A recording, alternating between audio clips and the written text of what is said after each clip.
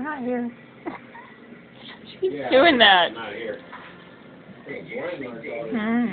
Is that that light? The character's probably responsible for the murder of 4 women. If he has any conscience at all. Of course, I can never catch it. Are you okay? Yeah, the doctor said it'll be sore for a while, but I'm fine, really. Try it without the light. Bad, I think go with you to interview Gina.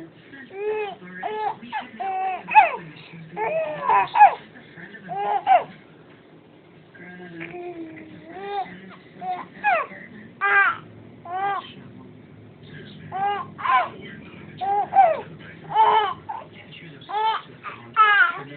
fixation can lead to manipulation.